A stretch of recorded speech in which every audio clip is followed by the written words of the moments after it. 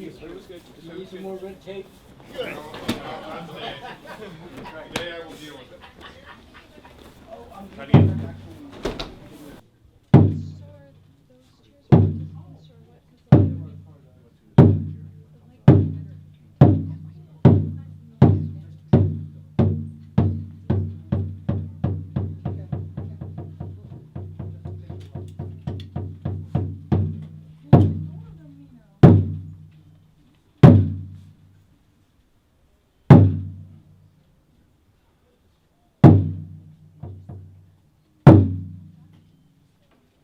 Today, we wish to dedicate this Jisokai training area. I will give an idea about Jisokai. Jisokai is a Nichiren Buddhist concept. And this was, when I was asked by Sensei, I said to him, Sensei, you know, I'd like to practice Aikido. And he said, of course, anything's possible, as usual, he says. And I said, well, I feel we can really help and dedicate and teach people with your experience. And also, I like his style of Aikido. I like his style of Aiki Jiu-Jitsu, which is the phrase that he coined. And I really wanted, and his practice of Nichiren Buddhism, all were very important. And I said, we need to make a kind of Buddhist Aikido where we emphasize Buddhist teachings such as thinking of others, being considerate, and most of all, compassion and wisdom. So Sensei, through his many years, has developed both of these things. He's a very compassionate and wise person. So therefore, Jisokai simply means, Jiso means as it is. So this is found in the Lotus Sutra, which means the reality of all things. And I think this very implicitly explains Sensei's techniques, because being a police officer and his experience, he saw some things in traditional Aikido that didn't work for what he needed to do as a police officer. And he developed them because he didn't get stuck. He loves the tradition of Aikido. And he trained in it under Tohei Sensei and many other great teachers. But he said, as it is, the reality, in his reality, how to adopt that. And that's even the idea of Nichiren Buddhism, how to adapt the Buddhist teaching to our lives. So if it's a foreign teaching, we can't adapt it and it won't be so useful. But if we can make it part of our lives, it will grow and flourish. So Jisokai means as it is. And that means to see the reality of it. So Jisokai, Kai simply means place or organization. So Jisokai is the name of our group. And up on the board we have the names of our practitioners and teachers. And we have also Kanyu Hoshi is a practitioner under Lao Sensei, and just last time received his Shodan, his black belt from Lao Sensei. And also my daughter Mina, she's practicing, her name is up there. And then we have Russell Sensei, he is from Ishinkai, his lovely wife Harumi, and his student Dylan. So all of them we've grown very close through our mutual connection of, I didn't want to say understanding, connection of Lao Sensei. And so Sensei, thank you very much. So let us begin. I forgot to mention that I also bestowed on Sensei third degree black belt in Aikido from our school. So congratulations. Thank you very much. Thank you all for coming. It's good to see everyone. Some new faces, some old faces. Some faces that will be my friends on Facebook tonight. There's a deeper connection with Aikido and Nichiren in Seattle. When I was a policeman, from 1968 to when I retired around 83 or something, there's a period of time when I was Seattle Police, I worked undercover for 10 years. Okay, when you work undercover, you're always pretending to be someone else. Very dangerous, because eventually you lose your own personal identity. Every day I'm hanging out with blah, blah, blah. I don't want to mention all the words, but they're all decadent people. They're not nice people. I was a very nice, naive young man. I started working undercover. Slowly my looks change. I don't wash my clothes. My hair gets long. I don't wash my hair. My beard grows. And I start to look like the people I was hanging out with so I could buy drugs to make cases for court. Slowly my mind change also. So one day I looked in the mirror. I said, you look good, but are you a drug addict pretend to be policeman, or are you a policeman pretend to be drug addict? And my reflection said yes. So both things were happening. A few times I was buying cocaine, 2 ounces of cocaine, or $2,000-3,000 worth, and before I left, the dealer said, before you leave, you must try the cocaine. What you're doing is, if I'm a cop, I'm not allowed to do coke. I'm not allowed to do drugs.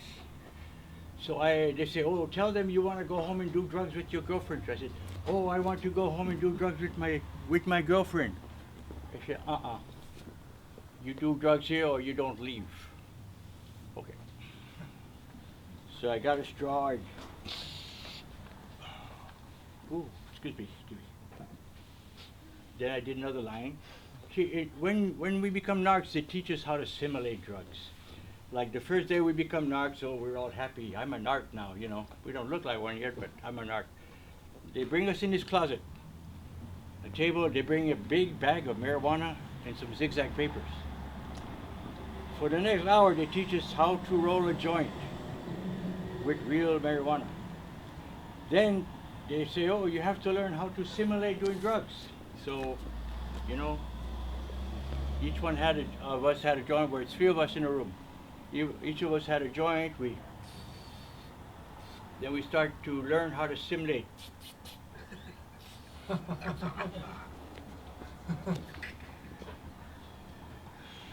Simulate some, okay. Okay, Sergeant, okay.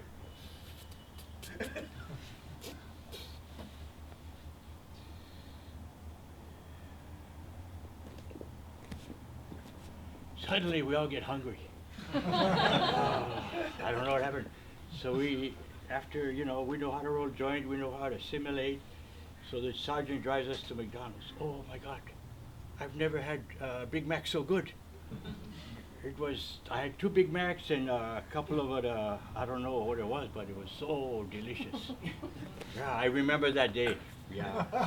So that's how we got introduced how to be narcs undercover. And of course, you're not supposed to do drugs, but if you hang out with these kind of people to buy drugs, you have to act like them, you have to talk like them, you have to smell like them. You know, don't go washing your socks, don't go changing your clothes, because they're going to pick up on it. All the time, about 10 years I was working undercover, I only got made as a cop one time. Because I bought drugs from a gal and she looked at me and says, "You're a freaking narc." I said, "No, I'm not." "Why?" "You're a narc." I said, "Why?" "Your teeth are too good." I brush my teeth after every meal. I don't always floss, but I brush my teeth. And she noticed that. Just by looking at my teeth, she knew I was undercover police officer. So I made her a deal. I said, "Okay, today you're lucky. We have a deal for you today. You keep your mouth shut, I don't arrest you, okay? But I keep the drugs you sold me." So anyway, along the way, you know, I had to use cocaine, and I'm ADD, attention deficit disorder.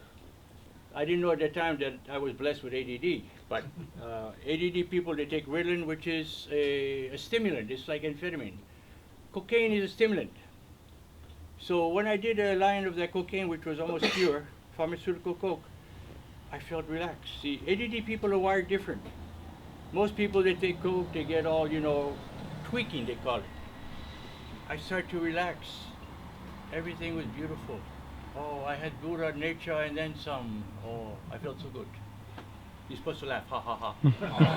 Okay, thank you. But everything was wonderful in my life. But cocaine, you come down real quick. And then 3, 4, 5 hours, you have to do another line. So on and off, when with the police department, I started using a little bit of cocaine. I felt bad, and I went to psychiatrist, department counselor. I said, "What's happening to me? I'm a good cop. I've always been a good cop. I love this job, but I'm starting to use drugs." He said, "Oh, if you get caught, they're going to put you in jail." That's not what I wanted to hear. So I went to 2 or 3 other ones. One of the counselors from the department I went to, He said, "Oh, you using cocaine?" I said, "Yeah." He put some sugar on the table. He says, "What do you do with that if it was cocaine?" I took out my ID. I go. I made 3 lines. I said, "Yeah, that's all." He said, "Okay." He was testing me to see, because come to find out later on, he got arrested for doing cocaine himself. See, in the department they say anyone is capable of anything at any time. Meaning, yeah, he's a counselor or whatever, but that don't mean he's not doing drugs. That don't mean that cops don't end up doing drugs too. Everyone is human, okay? So later on he got busted, and still I was feeling bad. I don't know why I'm using drugs, but later on, after I retired, I was reading, and one of the other narcs said he got a medical disability retirement, and he was in his cabin, and he had been using drugs too, from working undercover too many years, and he killed himself. They found his body a few weeks later, and when I read that, they said, so-and-so had lost his personal identity from too many years of undercover. I thought, lost your own identity. Very important words. In other words, who I was before I started undercover work is not who I was at the end.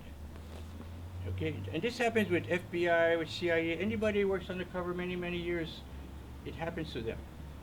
But I was so good. I love playing role. I should have been an actor maybe, But that's why I could buy drugs, I could hang out with these people. And also every drug you simulate taking, you have to know the mannerisms, the body language, the facial expression. Everyone is different. So around 1975, the counselors are not helping me. I don't want to use drugs, so what do? I heard, I don't know where, through the grapevine, whatever, but I heard that if you chant Nam-myo Ho-renge Kyo, it's possible to change your life. This is true. I don't know where I heard it, but it doesn't matter. I heard somebody tell me, if you chant the Daimoku Nam-myo Ho-renge Kyo, your life can be changed. So I said, oh, there's a Nichiren church up on South Whaler. So I went up there, knock. It was Reverend Kanai. Hi, Reverend Kanai, I'm Bani Lau, policeman, but now undercover, I use drugs. Can you help me? Oh, yeah. You know little Reverend Kanai? Yeah. So I go with him. So we have tea in his room, then he take me in the big halls, and there's a taiko. I mean, it's a big taiko, not a little one like that. Huge. So he teach me how to do the taiko. Boom, boom. While he's chanting the Daimoku. So I'm chanting, I'm doing taiko, and Reverend Kanai is chanting. Then he's doing exorcism, or whatever you call it, trying to cleanse my spirit. We do that for about 2 months. And then after that, I became strong enough where I stopped using drugs. It was not necessary. But it was Nichiren Buddhism, the chanting no Daimoku, that allowed me or gave me the strength to change. And I found out something interesting too. Andy was just, Andy, my first student, oh, there you are. He just reminded me that at that Nichiren temple, they were also doing Aikido a few times a week in the basement. So the first place that Aikido started in Seattle, in Washington State, was at the Nichiren temple in the basement. So there's a connection. So somehow we're all, like the Inso, we're all connected somehow. So now I started Aikido 55, 60 years ago. So now it's almost 60 years to the month. Aikido returns to the Nichiren temple.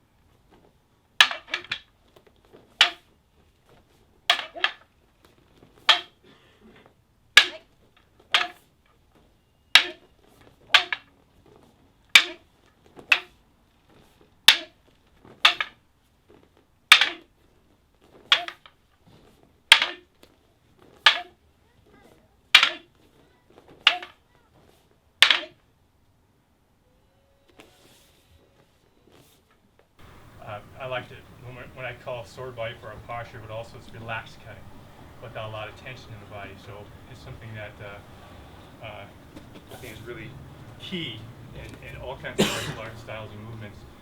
And so we're doing our best with it. So a little bit of Jokat, we're going to do two. I did a little adaptation of a Chiba Sensei Sancho. And then we have our own little short one we made up ourselves. And we're going to do it slowly, deliberately. Watch out for the ceiling here. So.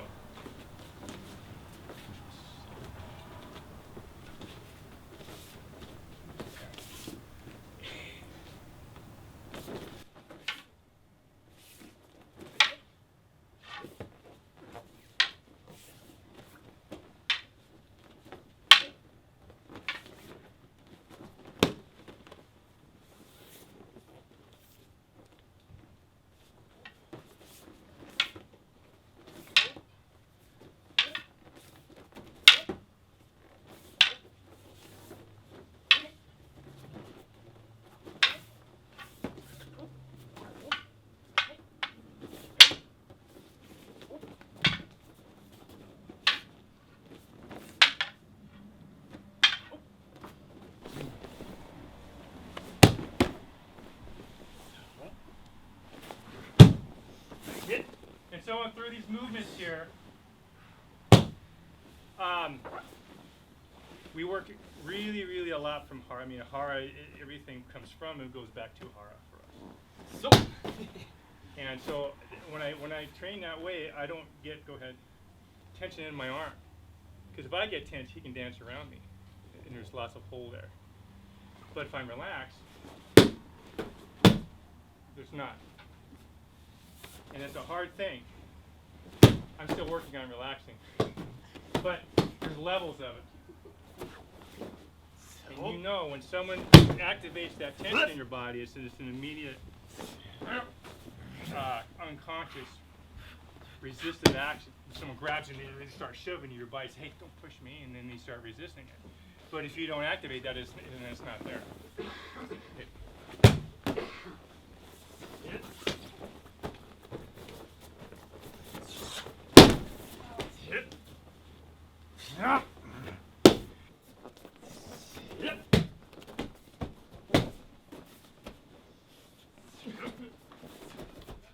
Again, sword, ska, cut.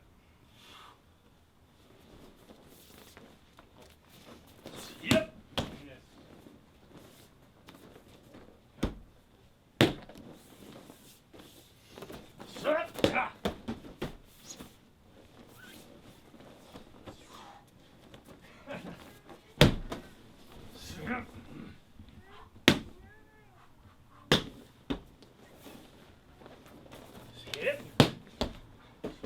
Here again, this is a sword.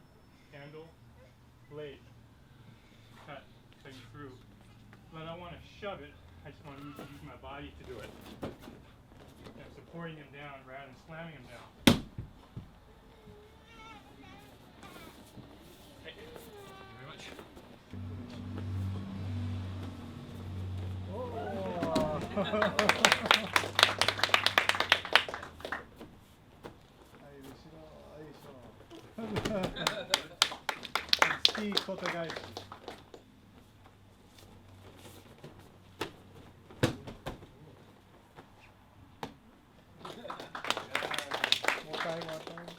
Five more.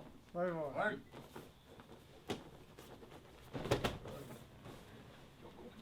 Now, like randori start. Ski vertical 5 times. Go, randori. Okay, very good. Number 2. Work. 3. Okay. 2 more. 4. 1 more.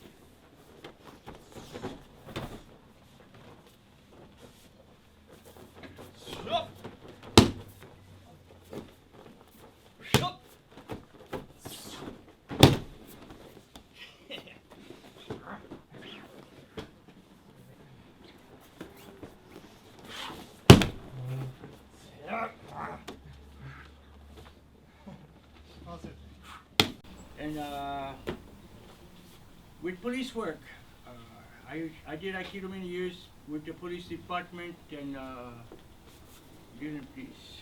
Sensei. Toi Sensei always, he tried to teach police in Hawaii, but he always used to teach this. When you arrest somebody, you put this. It looks very good, but now, if Dylan is stronger than me, but try and get out, go ahead, move the, you know.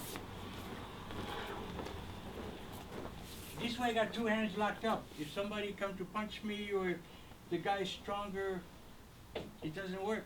So that's actually what happened. I had a big lumberjack this way, and I said, you're under arrest, and he goes like this, and I whoop, you know.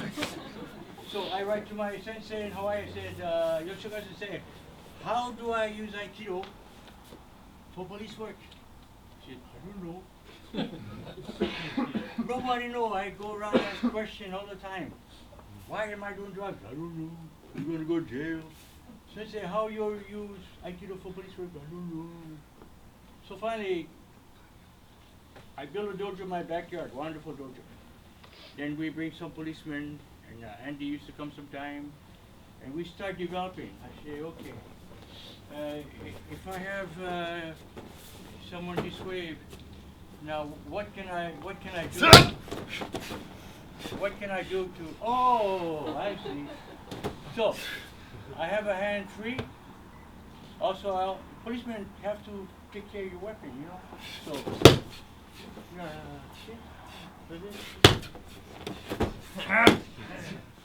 See, I got it pretty well locked up this way. Yeah, I see, okay? Yeah. Okay. It's fine. But also in Aikido, we cannot throw that way. Because person would get hurt real bad. We all do our Aikido to suit what we're doing in life. As policemen, I had to adapt to make it work for me, so I wouldn't get hurt, and so I wouldn't hurt the individual. Train, research, further develop. And the other three is the back. We have three leaves for our own. Is mind, body, spirit. Train mind, develop body, polish spirit. It's all related to Buddhist stuff. Like here. Bushin. I know. How you say that? Bushin. Bushin. ADD mind, don't work. Bushin, yeah? And translate? Buddha mind. Buddha mind. Buddha mind. I always believe in compassion. Don't try and hurt people, or don't hurt people if possible. Buddha mind is very important. Compassion, like we talked today. That's where my heart is, always. Okay, again, some yokomen.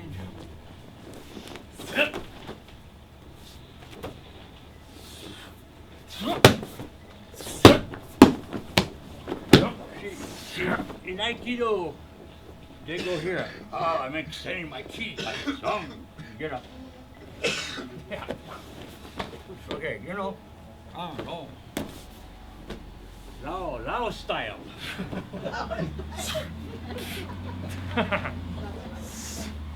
One day with three, here I could have a beer, you know. This is my style. Also, I call my Aikido AARP. This is for senior citizen technique. I'm not strong, 75. I'm really, really weak, yeah? But I know the anatomy. I know blending of Aikido, all that makes important. And I know that when I let this guy go, I gotta continue Zanshin because, yeah.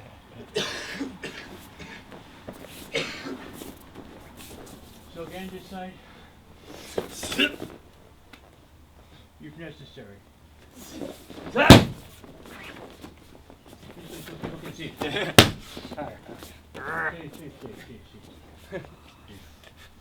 Can you do much of anything? Can you make like a cow?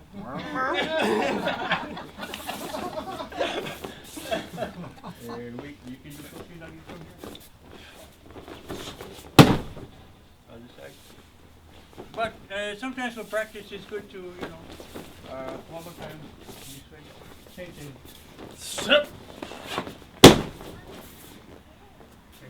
grips, you know. Knowledge of anatomy is very important, you know. Yeah.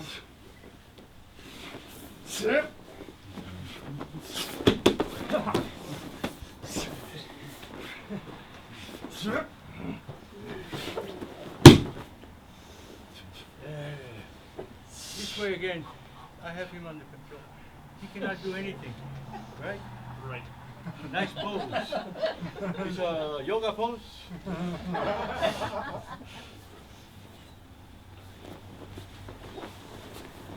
Ski konnigashi. Yeah.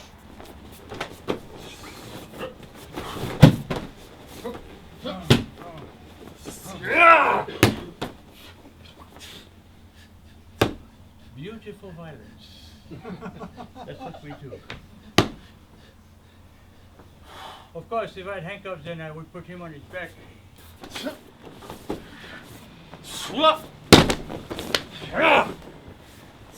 Aikido, Aikido style, use two hands.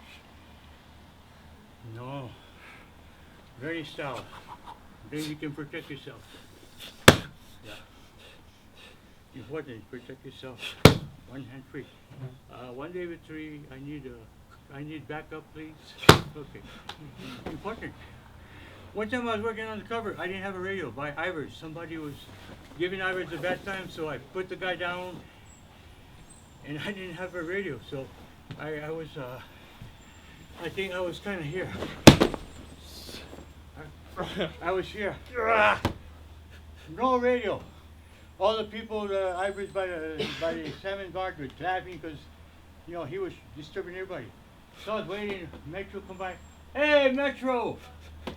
Police! Call the police car, please. I need prisoner transport, you know.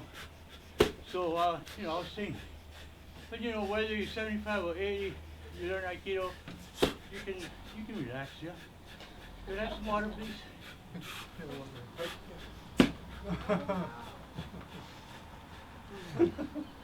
What time? Oh, senior nap time. Hurry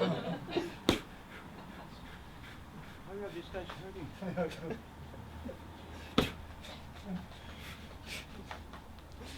Tomate kudasai.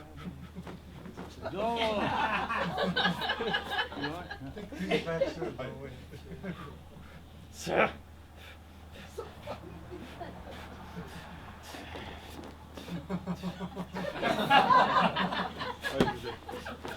So, to know the anatomy, to learn Aikido, and to further develop, to make it suit what you need. Like me, I need stuff like this because I'm getting old. Is what it's all about. Sharing with other people. It's wonderful. Well, Sensei, I want to thank you for everything you do for us. Thank you. You're an important person in my life. Thank you. And all I can say is thank you. Thank you. And I will do the best I can to share training with, and I will try not to inflict too much pain. I hear it hurts. I don't know. I don't allow people to do it to me. So I don't know. This is an award from Ichoryu. This is to certify that Russell Jacobson has mastered the discipline and proficiency in Aikido Jiu-Jitsu required for Godan, and pledges to strive for improvement of mind, body, and spirit through continued study and practice in the martial arts. Presented this 11th day of October 2015, signed by Bernie Lau and also Jisokai Inkyoji, representative from Japan as well. So,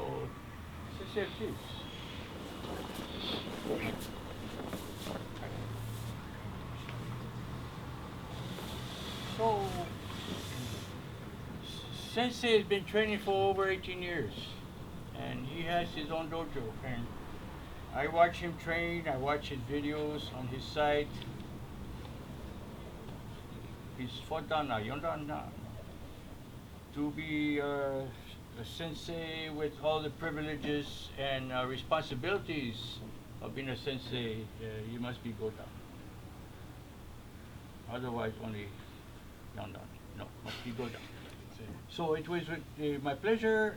Sensei and I discussed it today, and we okayed it with Sensei too from London, and we all approved that when you walk out this temple, the temple will have given you Godan. And I expect great things. One more?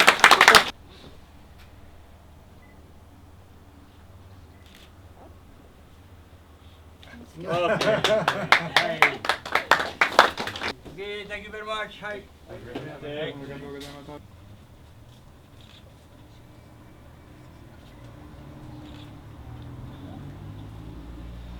Hair. Okay. One more. Hi, thank you very much. So, Oh, Sensei, thank you very much.